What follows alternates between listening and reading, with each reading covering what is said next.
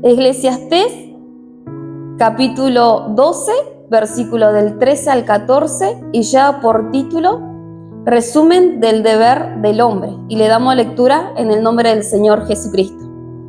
El fin de todo el discurso oído es este: teme a Dios y guarda sus mandamientos, porque esto es el todo del hombre.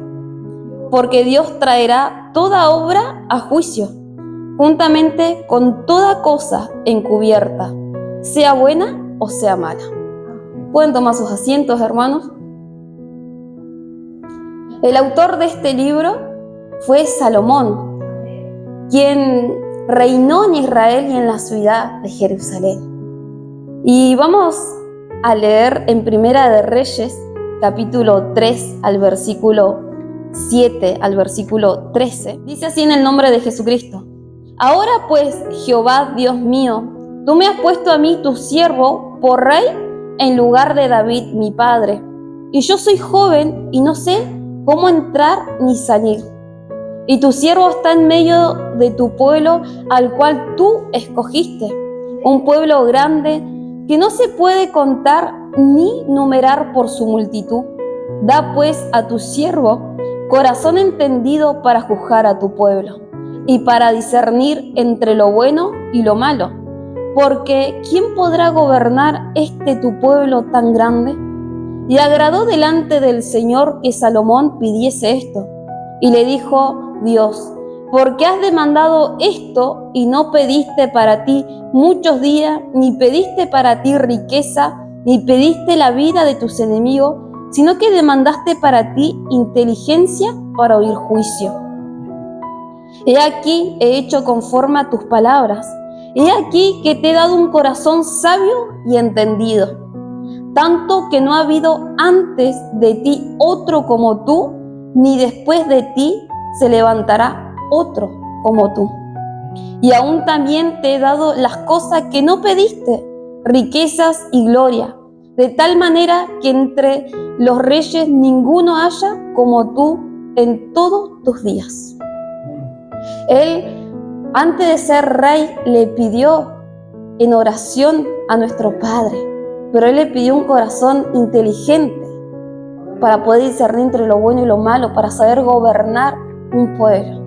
Como que fue la actitud del rey Salomón, que él reconoció que era joven, que todavía le faltaba experiencia. Él declaró todo lo que había en su interior. ¿Habían temores? ¿Habrían preguntas? Sí, pero él recurrió en la oración a nuestro Padre. Y Dios le respondió. Fue una oración sabia que a nuestro Padre le agradó. La primera enseñanza que la palabra de Dios nos está entregando en esta noche: cómo que estamos orando ante la presencia de Dios conforme lo que Dios está demandando de nuestras vidas en responsabilidades. ¿Nos estamos esforzando? ¿Estamos siendo valientes? ¿O nos estamos acobardando? La cobardía es no animarse, es decir, no puedo. Y que también en la palabra de Dios hubieron hombres que se quisieron negar al propósito de Dios. Pero ¿acaso nosotros, como carne y materia en esta vida terrenal, le podremos decir a Dios: no, este no es el propósito? ¿O le podremos decir: no quiero hacer esto? ¿Podremos decirle y cambiar la idea de Dios para con nuestras vidas? Él lo va a cumplir, hermano. La palabra de Dios nos habla que muchos son los llamados y pocos los escogidos. Y si Dios nos ha escogido desde el vientre de nuestra madre, aunque no querramos, el proceso doloroso va a ser para nosotros. Porque lo único que nos perjudicamos en altercar, en hacer la voluntad de Dios, vamos a ser nosotros. Como Jonás. Él huyó de la presencia de Dios, del mandamiento, de lo que se le había ordenado. Dios lo cumplió, pero el que pasó situaciones de aflicciones, y física, espiritual, incluso hasta la muerte, fue el propio Jonás, por no querer obedecer lo que Dios le había determinado. Muchas veces nosotros, como hijos de Dios, hacemos más largo el proceso por la cobardía que hay en nuestros corazones, por no tener la confianza en Dios. Pero que Él nos pueda estar ayudando y que nosotros podamos estar prestando atención cómo son nuestras oraciones ante la presencia de nuestro Padre. ¿Estamos tomando con gozo lo que Él está determinando para nuestras vidas? ¿Con inteligencia lo estamos reconociendo en nuestras vidas? ¿Como un día aceptamos al Señor Jesucristo en nuestro corazón como único Rey y Salvador? ¿Como Señor de señores? En pocas vueltas, hermano, el Hijo de Dios se olvida que Él es nuestro Señor. Y nos creemos independientes y queremos hacer lo que nosotros queremos, a nuestro parecer. Y pretendemos que Dios nos ayude lo que el Hijo de Dios quiere en su corazón. El corazón es engañoso y perverso más que todas las cosas. Es que realmente nos tenemos que ordenar ante su presencia y dejarnos guiar. Pero eso tiene que haber una voluntad en nuestro corazón, en nuestra mente, en nuestro espíritu, en doblar rodillas y pedirle a Dios en oración: quiero ordenarme, quiero ser inteligente, muéstrame lo que tengo que dejar, qué es lo que me está entorpeciendo, qué es lo que me está estancando espiritualmente, y dame la fuerza, la voluntad y la decisión para dejarlo y poder encaminarme nuevamente en lo que usted está determinando en mi vida, el propósito que usted tiene en mi vida. La palabra de Dios nos habla que Él no va a desamparar las obras de sus manos. Volviendo al libro de Eclesiastés, versículos 13 y 14 del capítulo 12, estamos hablando que el autor de este libro fue Salomón, de que tenía sabiduría, poder, riqueza, tenía el favor de Dios por toda la sabiduría que Dios le había entregado al rey Salomón. Él escribió este libro después que lo intentó todo, solo para descubrir que nada lo había hecho feliz al rey Salomón. Y él lo había experimentado todo, con toda la sabiduría, con todo ese poder, con toda esa riqueza, para la conclusión de este libro, para decir que nada lo había llenado y que nada lo había hecho feliz. Si uno lee Eclesiastés del capítulo 1 al capítulo 12, podemos entender que la conclusión y el resumen del deber del hombre era temer a Dios y guardar sus mandamientos.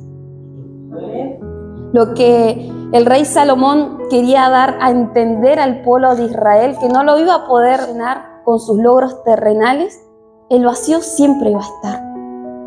Siempre y cuando no esté con la ayuda de Dios, no le iban a encontrar sentido a nada. Por eso lo había experimentado todo.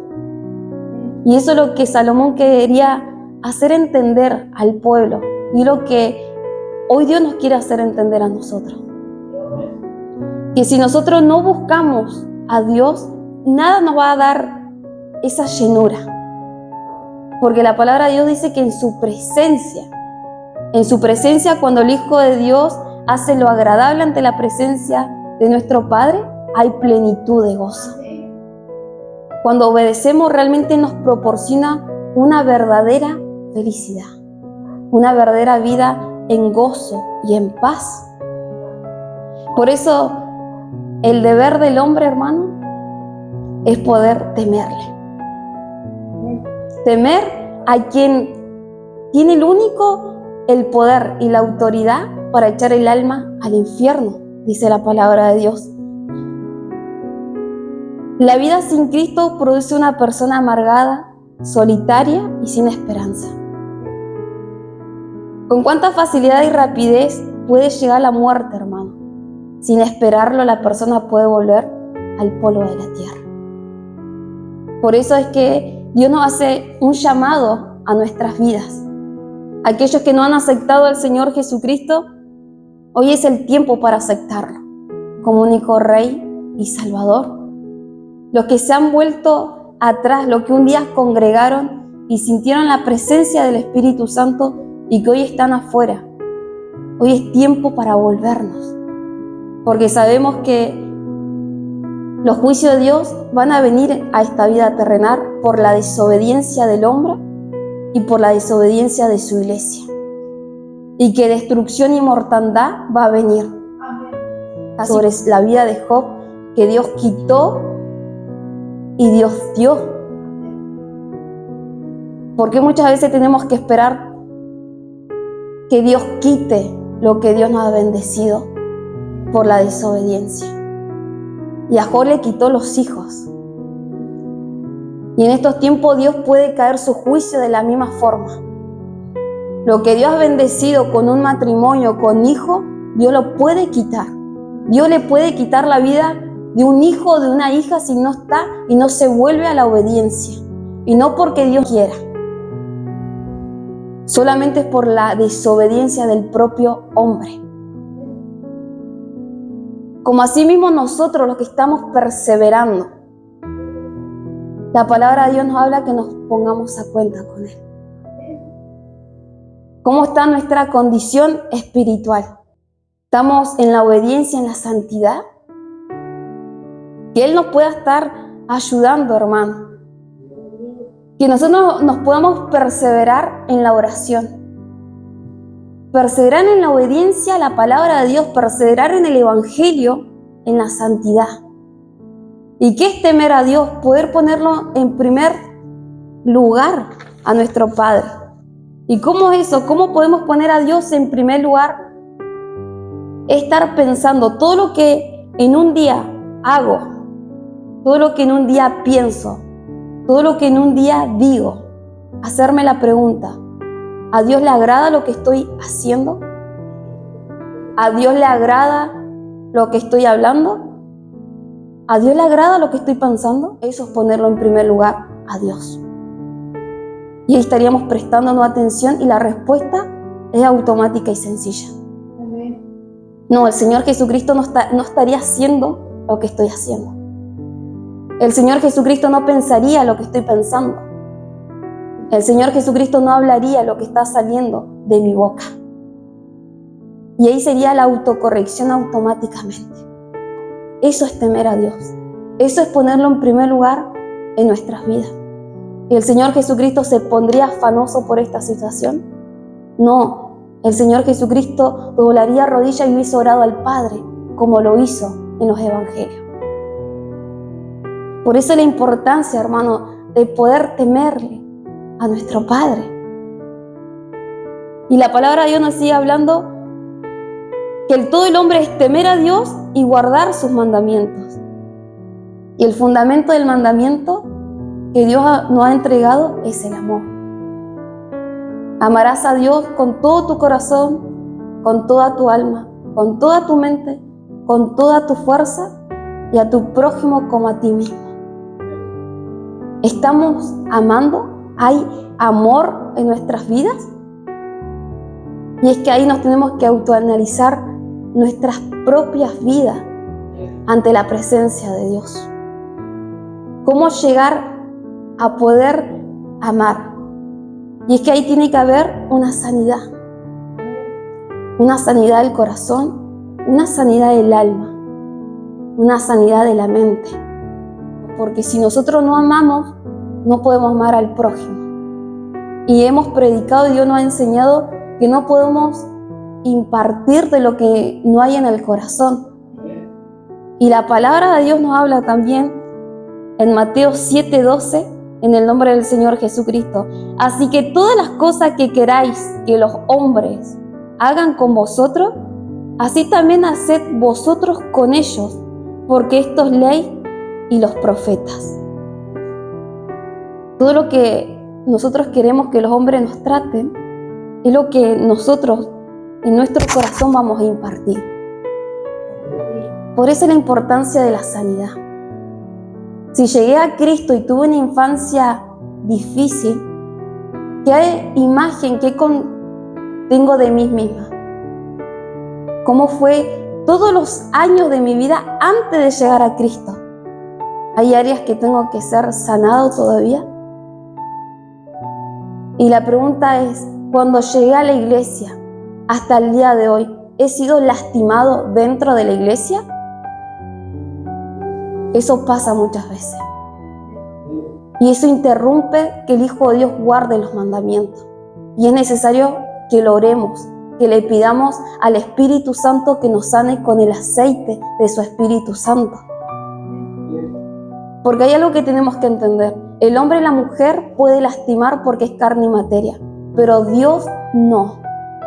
Y es muchas veces lo que nos justificamos.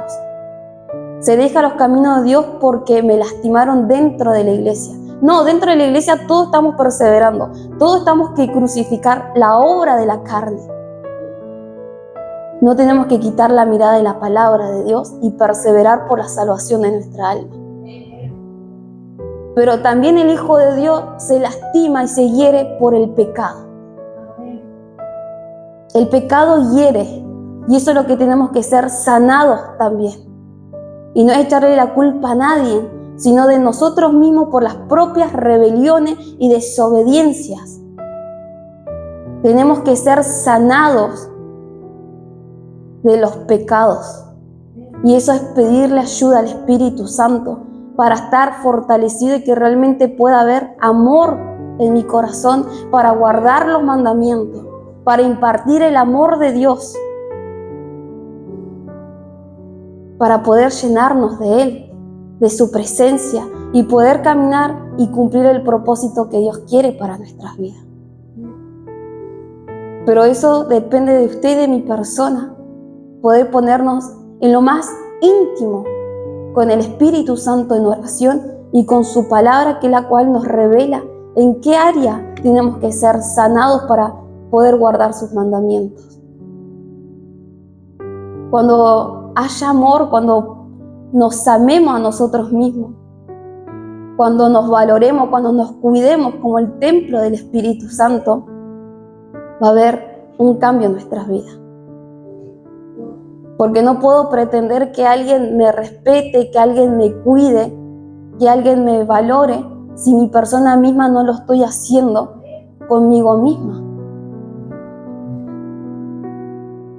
Nos tenemos que cuidar como el templo del Espíritu Santo y no solamente en lo físico. Que Él nos pueda estar ayudando, hermano. Hasta acá va a ser su palabra en esta noche. Que podamos temerle y guardar sus mandamientos.